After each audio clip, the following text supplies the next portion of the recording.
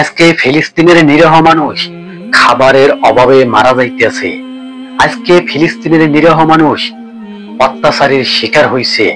Saudi আরব মোহাম্মদ বিন সালমান সে নারীদেরকে নিয়ে নাচ গান করছে, আর এদিকে ফিলিস্তিনের নিরীহ মানুষ অনাহারে তাদের জীবন বাজি রেখে তারা জীবন যাপন করছে।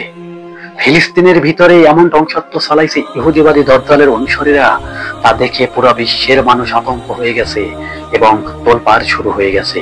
সাধারণ একটি ছোট ফুটবলের মতো রাষ্ট্র ইসরায়েল, তাকে কোনো রাষ্ট্র পরাজিত করতে পারছে না।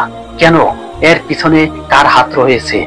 বিশেষ করে মুসলিম অনেক বড় বড় রাষ্ট্র মিলে ইসরায়েলকে সহযোগিতা করছে এবং এই যুদ্ধে ইসরায়েল ফিলিস্তিনের নিরীহ মানুষকে মারছে। তারা খাবারের অভাবে মারা যাইতেছে, তারা ঔষধ নাই, তারা অহরহ ভাবে অত্যাচার হয়েছে। তারা এমন শিকার হয়েছে যে নারী হইতে বৃদ্ধ মানুষ, শিশুটা তামাক তারা ছাড় দিছে না, যেখানে পাইছে ওখানে খতম করছে।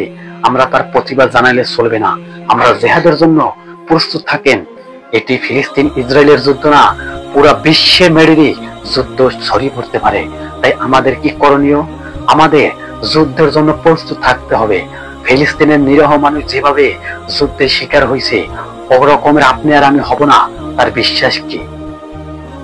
আজকে ফিলিস্তিন বাসী, পুরো পৃথিবী জেনে নাও, ফিলিস্তিনের নিরীহ মানুষ যখন বলে আরব আরব, তখন আরব কোনো সাড়া দেয় না।